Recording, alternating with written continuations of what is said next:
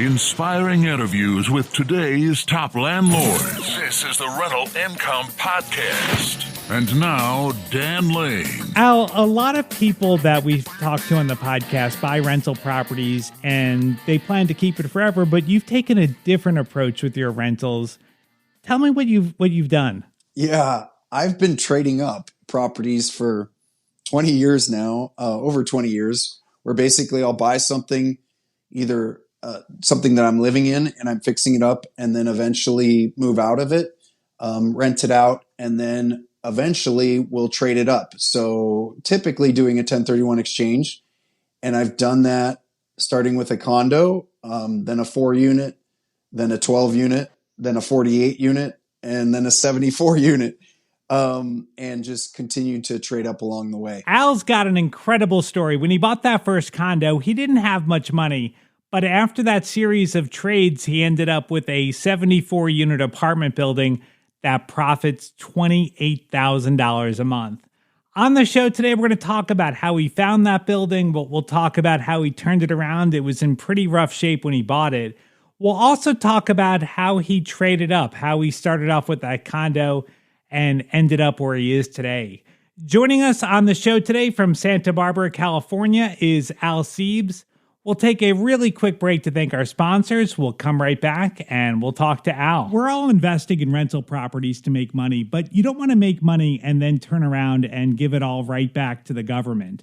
The best way to maximize the money you keep is by lowering your taxes. And you want to make sure you're working with a CPA that really understands the complexity of how real estate taxes work. I'd recommend that you reach out to the investor-friendly-cpa.com. You may remember Assis. He's been on the podcast a couple of times. He's a real estate investor, and he does more than just prepare your taxes. He'll strategize with you, he'll set up a tax plan, and he'll make sure that you get every single deduction that you're legally entitled to. If you want to learn more, reach out to Assis at investorfriendlycpa.com. That's investorfriendlycpa.com. It's a lot of work to find a really good rental property, and when you actually find that property, you want to make sure you're working with a lender that can get that loan closed. The lender that I recommend is Chaley Ridge from Ridge Lending Group. She's a nationwide lender, and her specialty is helping investors finance rental properties. She has a ton of loan programs, and she can find something customized to you for your situation. If you want to find out more or you're ready to get started today, just go to ridgelendinggroup.com. That's RIDGE lendinggroup.com, NMLS 42056. Right now, Chaley has a special limited time offer just for our listeners. Mention Rental Income Podcast, and she will credit you back $250 at closing.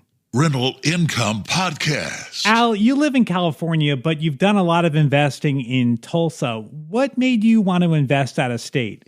Yeah, initially it was because I was looking for cash flow. I was looking for income. I had grown in appreciation with our first purchase, which was that condo, and eventually a 4-unit in a part of Los Angeles called Culver City.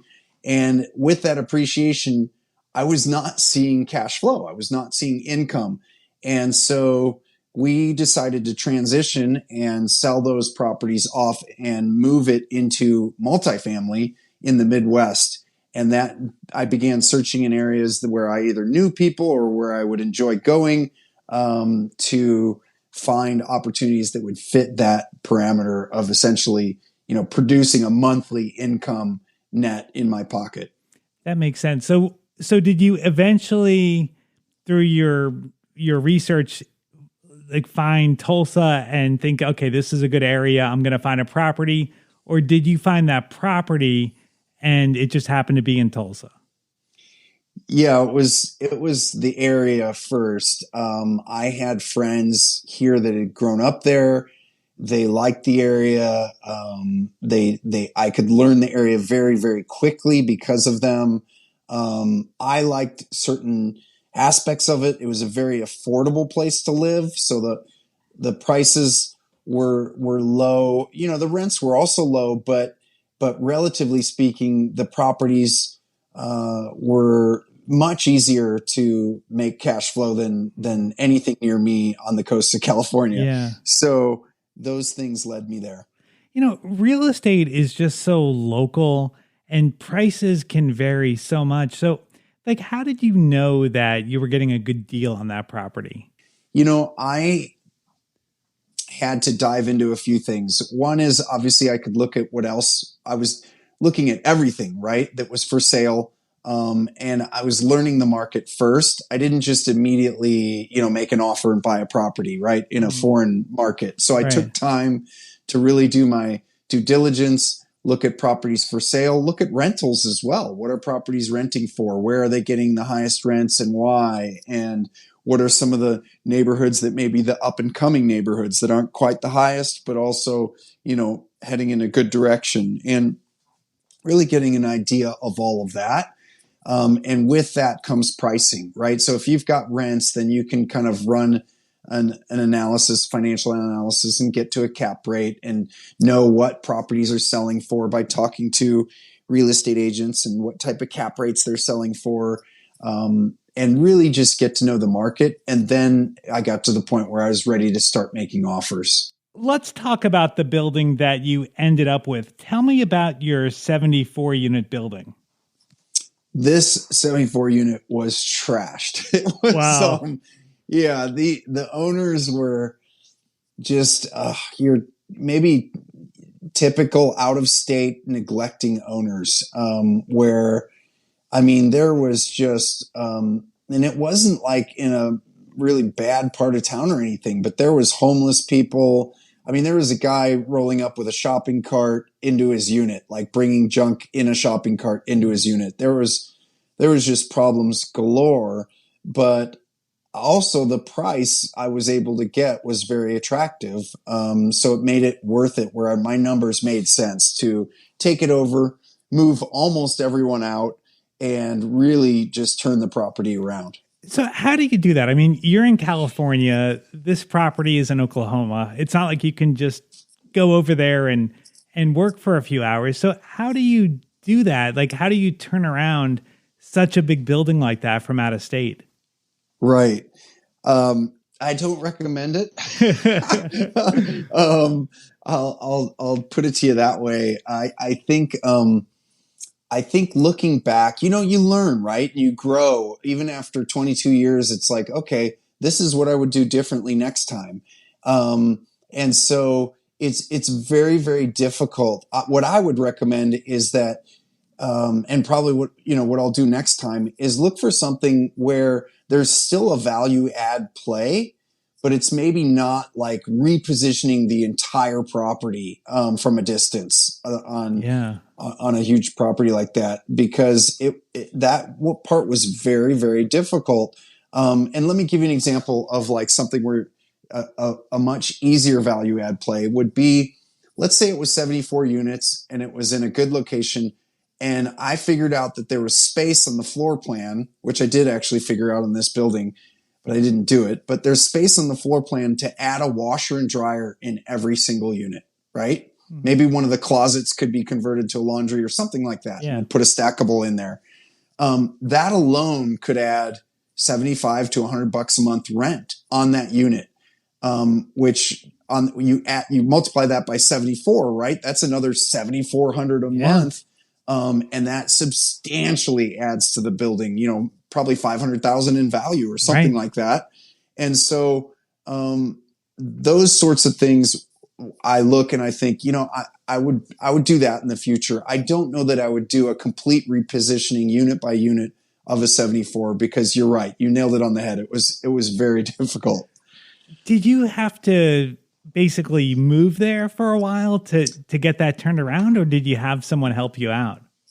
Yeah, I did not move there. I have 3 kids, and that would have been too much. I did think about it, to be honest with you, because of the difficulty of it. So what I decided to do was, in the intensity of especially in the beginning where it was most intense, and I'm figuring out my team on the ground, my management and the contractors and multiple contractors, I was going there every month. So I would go once a month. I would go for a few days, and the rest was remote management, where I'm having people send me pictures. I can get on a Zoom or a FaceTime call. I can see stuff. I was managing remotely, which is more and more popular these days. But that still there's difficulty. There's nothing like in real estate being there in person, right? So I would just go out once a month. I would do a trip, get done what I could get done in, let's say, 3 full days, and then come back. I almost wonder if it wouldn't be easier just to kick everybody out, because I got to think when you have a homeless guy walking walking around with his all of his trash and stuff, it's going to be hard to attract a good tenant with that. So how did you turn that building around? Yeah. So that was my priority. My priority was, first of all, figuring out who the problem tenants were and to get them out ASAP. Because when you've got someone who's, potentially homeless, not paying rent, showing up with shopping carts full of stuff that they picked out of trash cans, and you've got someone else who's selling drugs, you're not going to get a good tenant moving in there. They're going to come look at the apartment and think, oh man, I'm not moving here. Right. So that was number one priority, was just get those units vacated. And then number two priority was get those units renovated. Right. And so we had a list of renovations, and both things moving at the same time. And, the renovations would, let's say I've got a contractor renovating 5 units, at a time, then that's going to take, maybe a month and a half. And so it's about the same amount of time it's going to take for me to get a problem tenant out. So the timing actually worked out okay. I was able to, while we were doing the renovations, I was able to get the problem tenants out and then keep anyone who was paying their rent and, behaving, keep them in the property and go from there. All right. Well, let's take a look at some numbers here, because you eventually ended up turning everything around, and that might be a whole separate podcast to talk about how you did that. But I want to take a look at some numbers to understand kind of how this all works. So, how much, when you bought the building, how much were your total rents that you were collecting? Yeah, so total rents were about $44,000 when I bought the building. And then after you fixed it up and got all the bad tenants out, what was the total rent then? About $62,000. Wow. Okay, that's a pretty big difference. So let's talk about some of the expenses. So your mortgage payment, how much was your mortgage payment on the building? Yeah, so mortgage was pretty high, to be honest with you, because I was in a construction loan. So when I bought the property, I knew how much work it needed, and I was able to line up a loan that not just funded my purchase. Of course, I still had to put a down payment in, but they also were going to fund the construction that I did, and I had to give them a budget and everything that I was going to do, and they paid it out. They reimbursed me as I went. And so that was in a higher interest rate because it was like a bridge loan of sorts. And my mortgage payment was $17,000 a month. Okay. And as far as expenses to run the building, I'm sure that there's going to be some months when you have a lot of repairs, other months when there isn't much going on. On average, how much per month did you spend on repairs? Yeah, about $6,000 a month, and that includes like some, materials. That's not including capital improvements on the entire property, but about $6,000 a month. And for utilities, were you paying any of the utilities? Yeah, the property was master metered, which isn't ideal because people can just be really wasteful with their energy use, but it was what it was. So that was about $8,000 a month. Water, power, and gas. And with you being out of town, I mean, obviously you had a local property manager. How much per month were you paying for management? $3,000 a month on management. Okay. Wow. Okay. So all your expenses, you add up the repairs, the mortgage, utilities, property management. Oh, actually, one other question: the taxes and insurance, is that included in your mortgage? It is. Yeah, Okay. that 17,000 a month was PITI. So yeah, it was mortgage and taxes and insurance. Okay. Wow. I mean, so this is a pretty good deal. So you add everything up, that's 34,000 a month. So Yeah. when you bought the building, it was making 10,000 a month, and after you fixed it up, you were up to $28,000 a month on this property. Yeah. That's awesome. That's a Yeah. really great deal. Yeah. But you got there. There was a bunch of steps you had to take to get there, and I want to kind of take a step back and talk about how you got started and some of the trades you made to get to this building. So when you were first starting out, did you have a lot of money? No.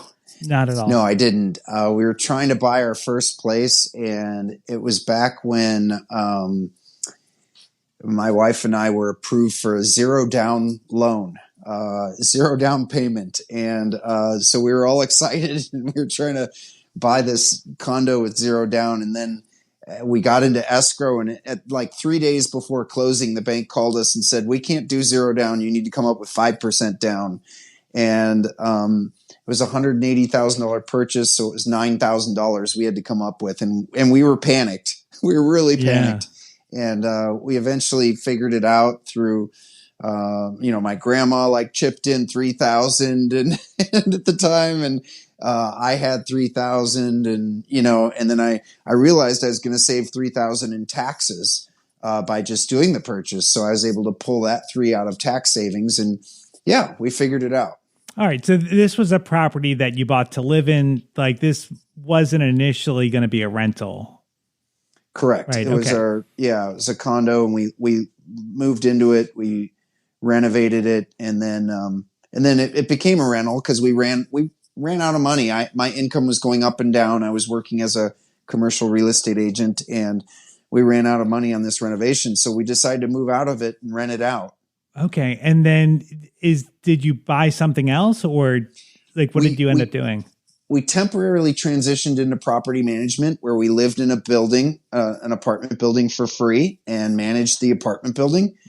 And then we eventually got to the point, after doing that for a couple years, to buying a 4-unit by pulling equity out of that condo as our down payment.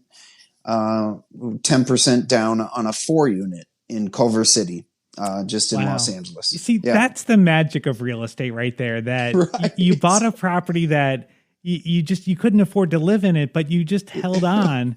And then that property ended up helping you buy your next one.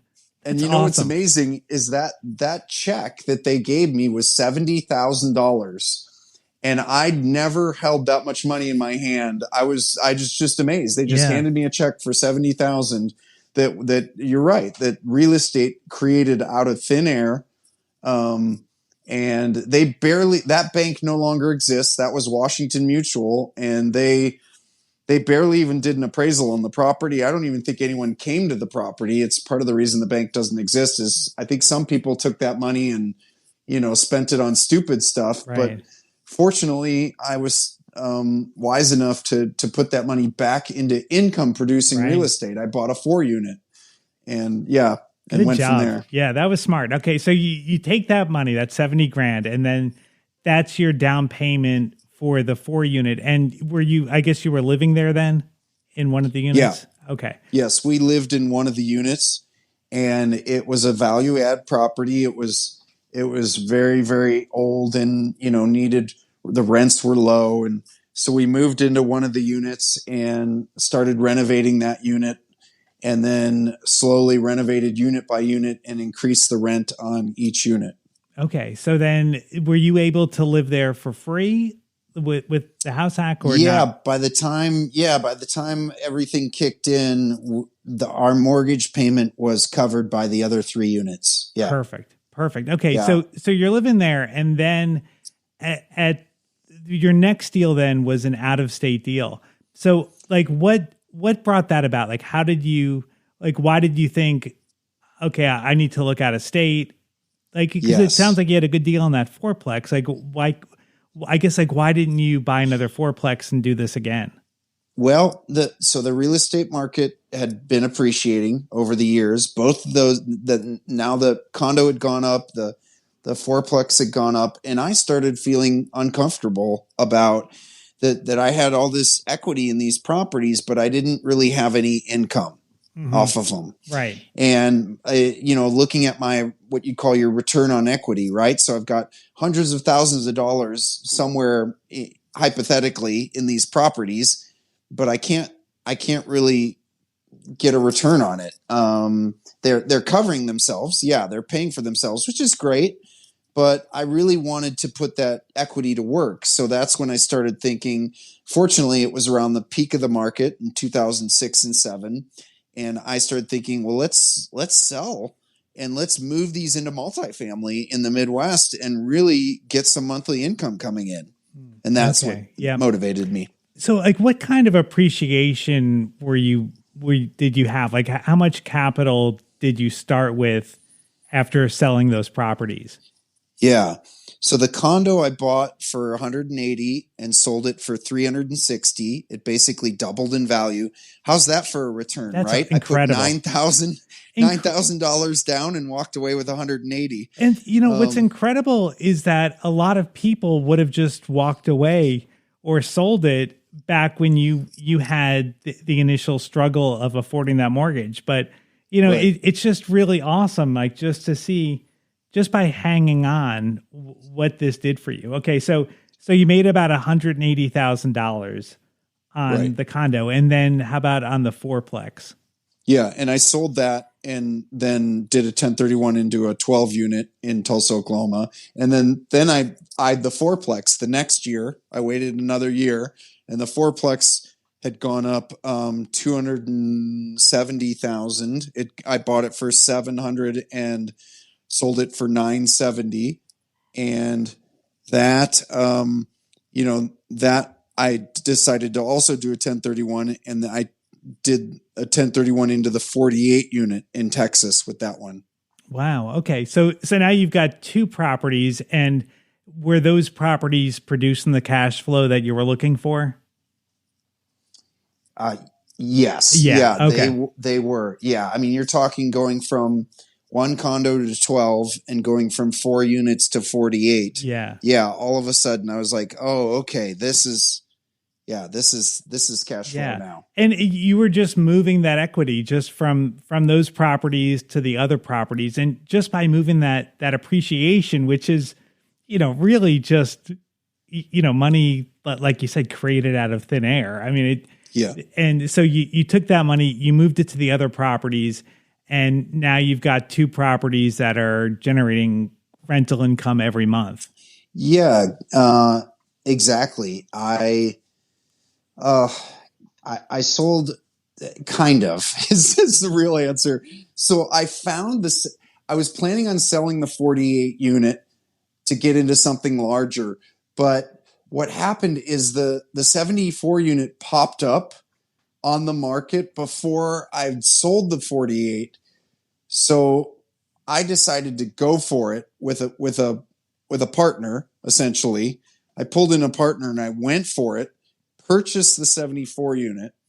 And then my plan was to sell the 48 unit, do a 1031 exchange, and then buy that partner out. Because you can do that. You can actually do a 1031 exchange and buy out a partner's portion on a property. Okay. Even if you're already an owner on that property. So that was my plan, and it was working. I ended up buying the 74, but when I went to put the 48 unit on the market, I got 3 offers on the table, and then that Friday night, it got hit by Hurricane Harvey. And it was just a huge mess for about a year. But I'd already started moving forward on the 74 unit. I had a construction loan in place, and we just started trucking through. But it was a bit much. That season was intense because now I'm renovating the 74 unit, but I've also got hurricane damage on the 48 that I had to deal with. So it was a very, very intense season, but that's how it played out. Yeah. But everything worked out in the end. You ended up getting that Yes. property fixed up, getting it sold. Mhm. And so, Yes. so now you are totally done with those other two properties, your first out of state Exactly. investments. Yes. I love a happy ending. If anybody wants to reach out to Al, you can find him online at a couple different places. I've got links to his social media on the website. You can find it at rentalincomepodcast.com/episode 415. If you're enjoying the show and you want a real quick and easy way to let me know, a great way to do it is to leave us a 5-star review on either Apple Podcasts or Spotify. It really means the world to me to know that you're enjoying the show, and it also helps the show get better visibility, and I really appreciate your support. And thank you so much for listening to the podcast today. I'll be back with a new episode next Tuesday. My name is Dan Lane, and this has been the Rental Income Podcast.